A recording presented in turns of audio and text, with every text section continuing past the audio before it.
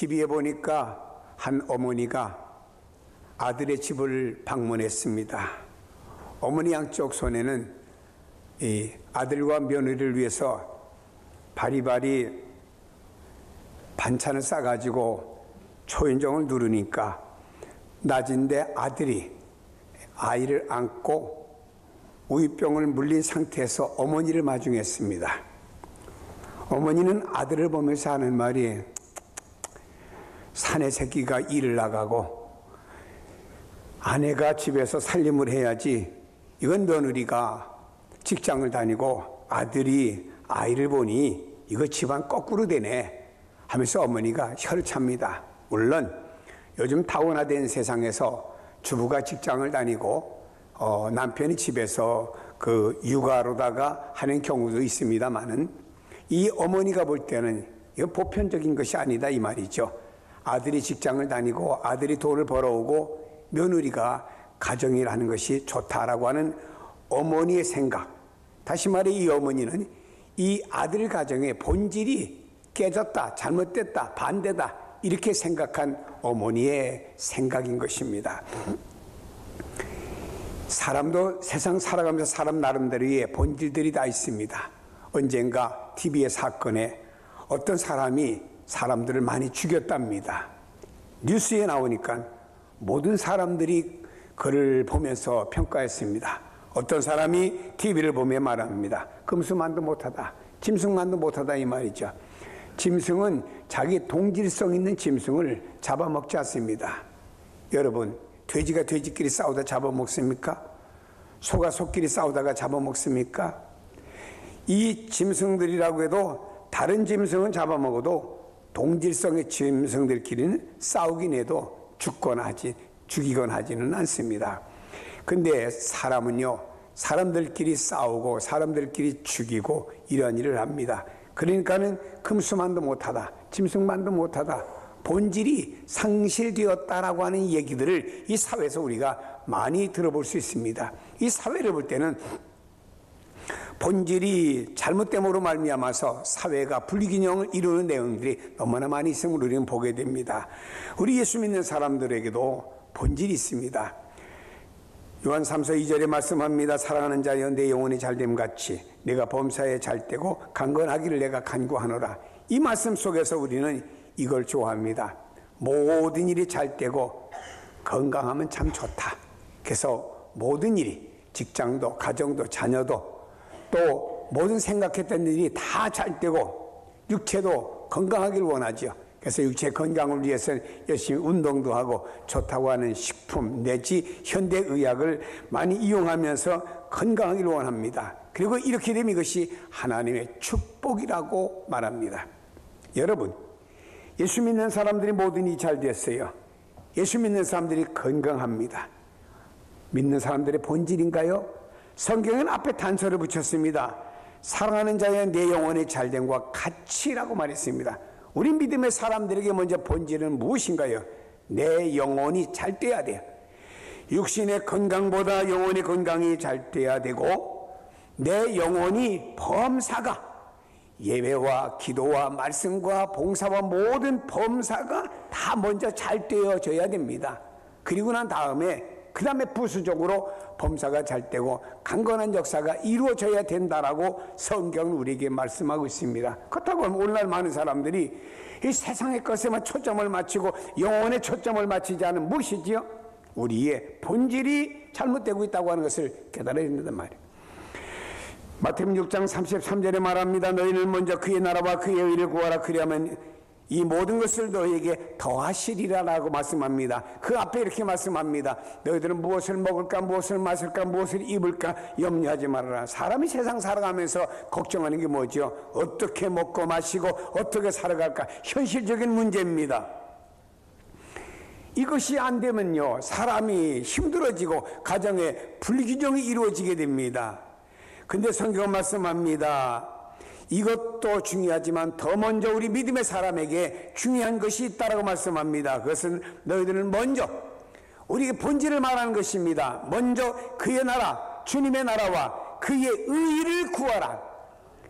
그리하면 세상에 이 모든 것을 너에게 더해주는 역사가 하나님으로 말미암아 이루어질 것이다라고 말씀하고 있습니다.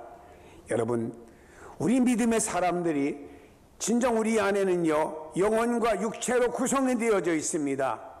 하나님의 특별한 형상으로 만들어진 우리 존재들입니다. 이런 우리들에게 진정한 본질이 무엇인가를 먼저 깨닫고 본질이 충족되게 될 때 그 나머지 비본질적인 것들을 하나님의 축복으로 이루어진다고 하는 이런 분명한 신앙의 원리와 논리를 잘 알고 살아가지 않으면 안 된다 이 말이에요. 예수님께서 소아시아 7교회 가운데 2교회만 제외해 놓고는 책망을 하셨어요. 왜 이 교회를 책망하셨을까? 성경을 보니까 이 교회들이 본질을 망각하고 다른 복음이라든지 다른 잘못된 세속화라든지 이런 걸 따라간 거예요. 그러니까 우리 주님께서 너희 교회가 있어야 될 본질을 먼저 세우고 나머지가 있어야 되는데 본질을 외면하고 신앙의 대상을 교체해버린다든지, 예배석 교회 같은 경우에 너희들이 처음에 그 뜨거웠던 열심을 다 식어져 버리고 이제는 형식적인 신앙만 남았지 않느냐, 이래가지고 너희 교인들의 모습은 아니다. 그러므로 본질을 먼저 회복하는 것이 중요하다라고 말씀하는 것이 소아시아 7교회에 향한 주님의 명령, 말씀, 부탁이셨습니다. 여러분, 이 땅의 교회들이 다른 복음에 관심을 두고 바른 복음을 떠나고 있습니다. 오늘날 교회들이 어떤 교회 안에 프로그램이라든지 교회 안에 어떤 추구하는 다른 어떤 것들을 더 따라가면 진정 교회가 바른 복음 위에 서 있느냐, 여긴 관심을 안 둬요. 제가 전도사로 있을 때 말입니다. 도시로 사람들이 모이잖아요. 그러면 와서 교인들이 저한테 물어요. 목사님, 그땐 전사 때니까, 전사님, 이 교회는 찬송가가 뭘 씁니까? 그땐 새찬송, 합동찬송, 개편찬송 그랬을 때 보수적인 교회들은 새찬송과 합동찬송을 썼거든요. 왜 묻습니까? 했더니 시골교회 목사님이 도시에 가면 찬송을 뭘 쓰는지 꼭 물어보라고 그랬습니다. 두 번째로 물어봐요. 여기 담임 목사님은 어느 신학대학을 나오셨습니까? 장로입니까? 감리교입니까? 이렇게 물어요. 그래 가지고 자기들의 신앙을 맡기더라고요. 요즘은요, 교회 간판만 있고요, 아예 교회가 무슨 교회지 소속도 안 쓴 교회가 너무너무 많습니다. 그냥 가깝고 교회라고 그냥 나가요. 그 교회가 바른 복음이 전해지는지 다른 복음이 전해지는지 그 관심이 없다 이 말입니다. 왜? 내용을 아무데나 맡기는 거예요. 저도 가끔 병원을 가요. 그러면 쭉 병원에 앞에 써붙였습니다.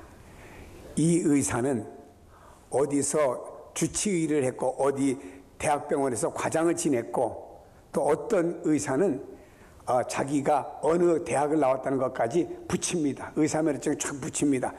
그걸 보고 제가 가서 치료받습니다. 어디 아무것도 없어요. 그럼 제가 슬며시 간호사님한테 물어봐요.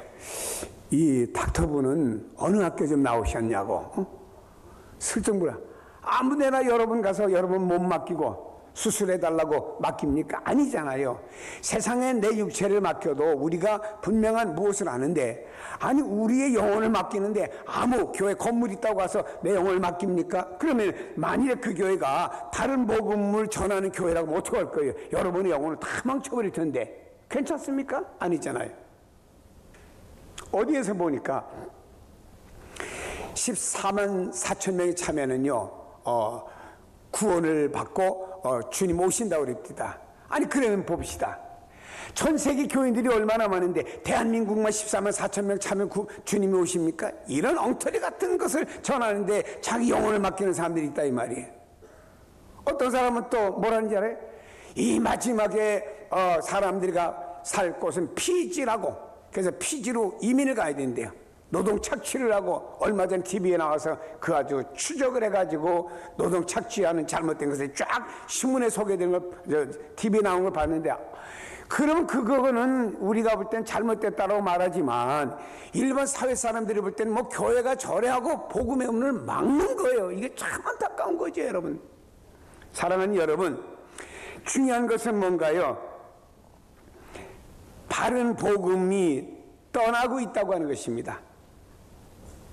사람들이 떠나서 당장 수가 모인다든지 자기 적성에 맞는다든지 이 교회가 어떤 하는 모든 프로젝트들이 자기에 맞으면 나갑니다. 아니, 프로젝트가 저 구원 받습니까, 여러분? 그 교회가 교인들이 많다고 구원을 받습니까? 그 교회가 아름답다고, 아름답게 지었다고 구원을 받습니까? 아니잖아요. 그 교회가 바른 복음을 전해지느냐 아니냐, 이게 중요한 것 아니겠어요? 우리에게는요, 바른 복음이 전해지는 게 제일 중요한 것입니다. 이 땅에는요, 이성주의와 합리주의와 세속주의가 들어오면서 바른 영적인 요소들이 망가지고 있습니다. 과거에 유럽이나 미국이란 나라들이 얼마나 뜨거웠습니까?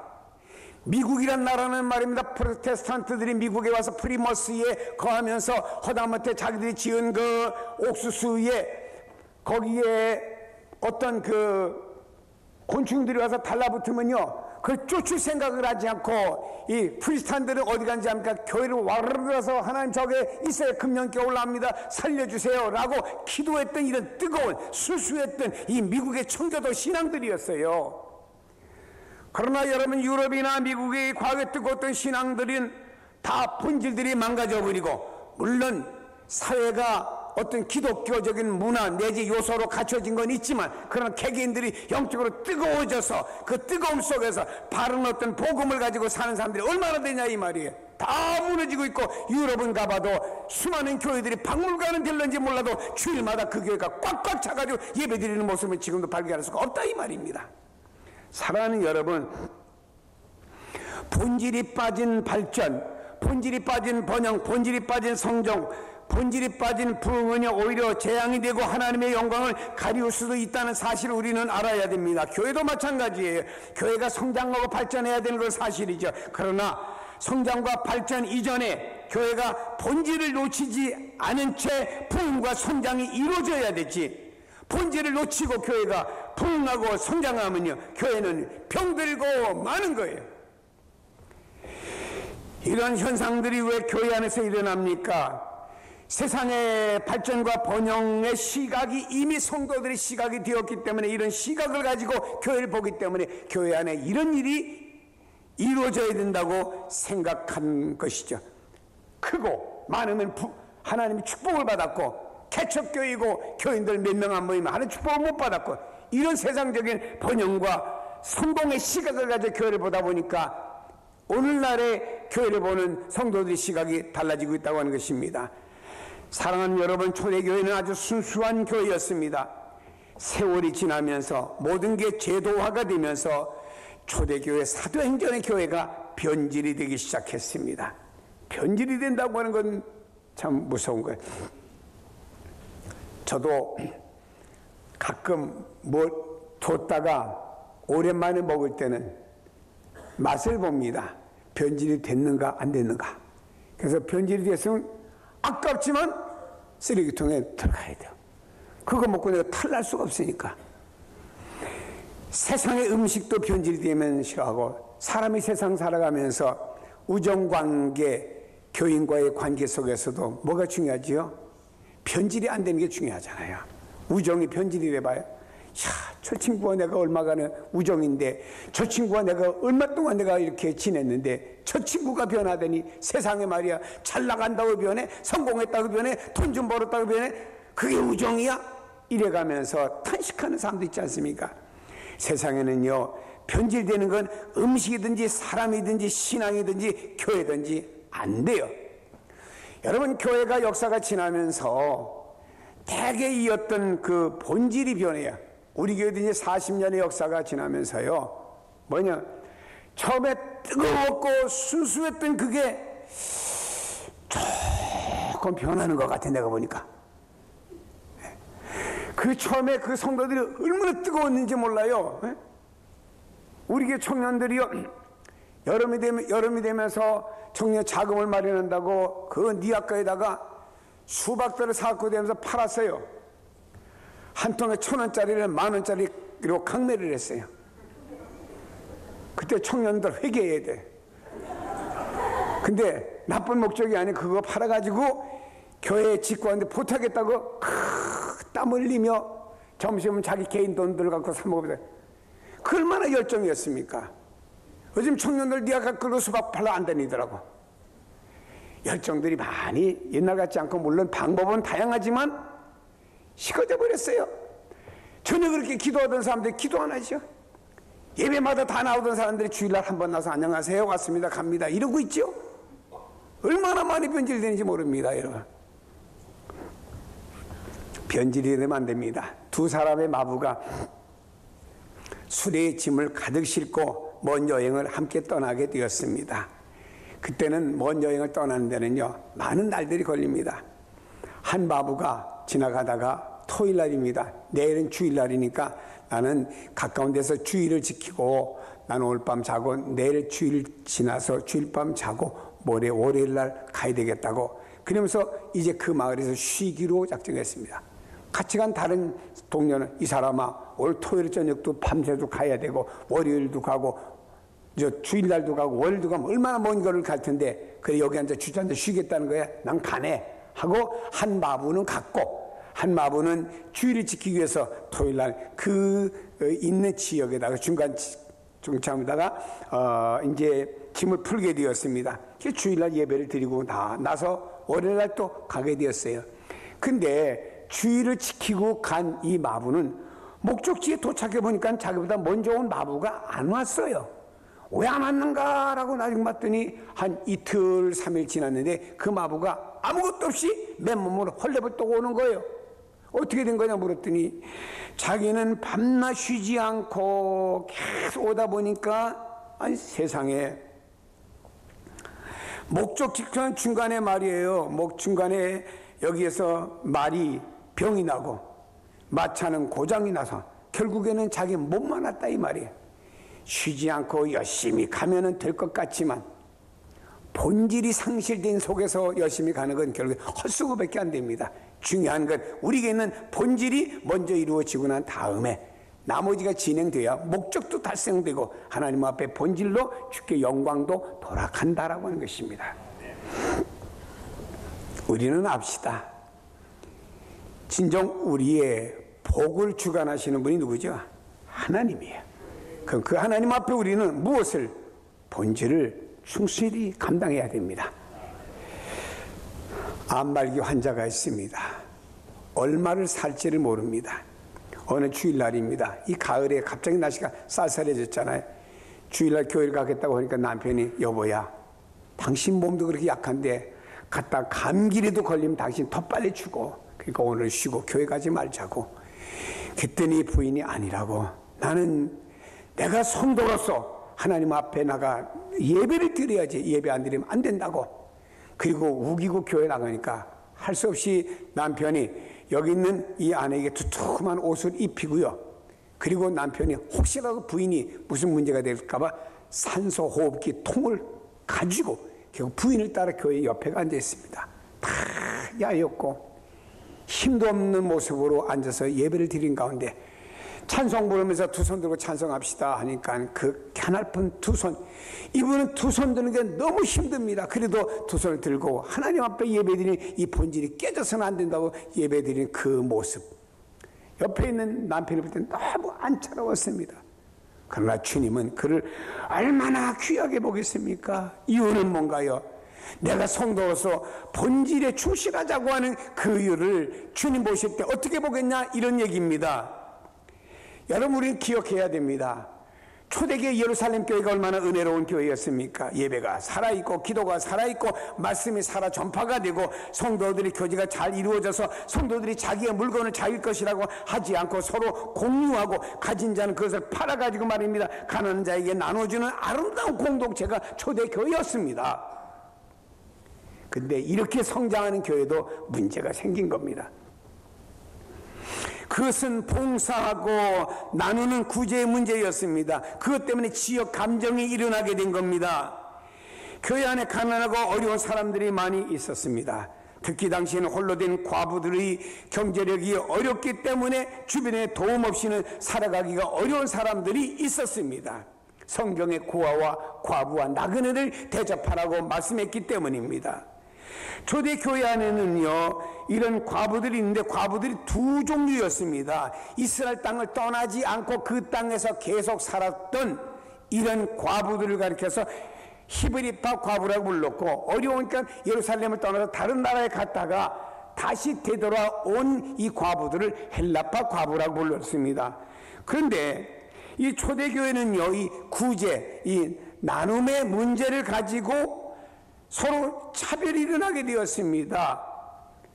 이것 때문에 교회가 시끄러워지게 되었죠. 헬라파 과부들이 우리가 다른 나라에 갔다가 와서 보았더니, 아니 이 땅에서 살았다고 히브리파 과부들에게는 더 구제품을 많이 주고 우린 적게 주고 뭐 인간과 차별하는 거야. 이러다 보니까 교회 안에 말이에요, 문제가 일어나고 교회가 시끄러워지게 되었습니다. 여러분, 그런데 중요한 것은요, 이 문제가 왜 발생하게 되었습니까? 그것은요, 영적인 영성보다 주님의 제자들이 구제와 봉사하는 일에 더 앞장서다 보니까 이런 문제가 일어나게 된 것입니다. 사람이나 교회나 영적인 것보다 일에 더 관심을 두고 그의 중심이 되면요, 문제가 발생합니다. 우리 교회도 봉사하는 분들이 많아요. 목자도 있고 또 여러 면의 찬양대도 있고 많은 봉사하는 분들이 있습니다. 그러나 여러분, 중요한 게 있습니다. 여러분이 봉사를 영적인 일보다 더 위에 두면요, 거기는 문제가 꼭 발생이 됩니다. 교회나 개인 다 마찬가지입니다. 영적인 것보다 다른 걸 앞세워서는 안 돼요. 우리는 무엇보다 영적인 것을 앞세워야 됩니다. 아니, 여기 주님의 제자들이 말입니다, 말씀도 전하고 기도도 해야 되는데 제자들의 수는 얼마가 안 되잖아요. 그러니 이 헬라파 히브리파 과부들에게 구제품도 다 집집마다 이렇게 전달도 해 줘야 되고 구제금도 갖다 줘야 되고 하다 보니까 여기에 또 시간을 많이 뺏기잖아요. 그러니까 제자들로서의 본질의 사명인 말씀 전하는 것과 기도하는 시간에 자동적으로 이것이 빠져나갈 수밖에 없었습니다. 이러다 보니까 또 여기에 문제가 일어났습니다. 왜 더 줬냐 덜 줬냐, 이러니까 이것도 수습하러 다니느라고 또 이게 정신이 없는 겁니다. 이러다 보니까 이들이 영적인 요소를 계속 채울 수가 없다 보니, 영적인 것이 우선순위가 되지 못하다 보니 문제가 일어나게 되었다라고 하는 것입니다. 한국교회는요, 70년대 80년대 진짜 빠른 속도로 부흥됐습니다. 그러나 양적인 부흥을 통해서 수는 많이 불어났습니다. 그러나 양적인 부흥과 함께 문제가 일어나게 된 것입니다. 양적인 성숙 뒤에는 말입니다, 질적인 성숙이 따라와야 되는데, 여러분, 이것이 영적인 성숙이 이루어지지 못하다 보니까 양적인 성숙이 이루어진 속에서 이런 어떤 내적인 것들을 추구하겠다고 말입니다. 이단이나 사입이나 잘못된 데 많은 성도들이 가게 되고, 이꼴 저꼴 싫다 해서 교회 안 나가고 자기들 집에서 자기들 가족끼리 드리는 말입니다. 가난한 교인이 생긴 겁니다. 저도 제가 며칠 전에 어떤 교인 통해서 들었습니다. 아주 오래전에 우리 교회를 나왔던 교인이 있는데 지금은 생활이 좋아졌대요. 교회를 안 나간답니다. 집에서 가족들과 함께 또 이웃 사람들 모아서 목사도 아닌 사람이 집사가 예배를 드리면서 교회를 안 다닌답니다. 그건 교회가 아니잖아요. 여러분, 왜 그럴까요? 그런 사람들에게 영적인 성숙이 이루어지지 못하고 양적인 성숙만 이루어지다 보니까 이런 비극적인 일이 일어나게 된 것을 우리가 알 수가 있습니다. 중요한 것은 교회는요, 양적인 성숙도 중요하지만 먼저 그에게 있어서 영적인 성숙, 좀 질적인 성숙이 이루어져야 됩니다. 사랑하는 여러분, 하나님께서 여러분 달란트 주신 대로 하나님께 부름받아서 잘 감당해서 참 그 달란트 잘 감당하세요. 평신도 역할 본질을 잘 감당하세요. 그래서 하나님께는 영광이 돌아가고 이 땅에서는 하나님 뜻을 이루어드리고 축복을 받고 하늘을 상급받는 성도가 되기를 주의 이름으로 축복합니다.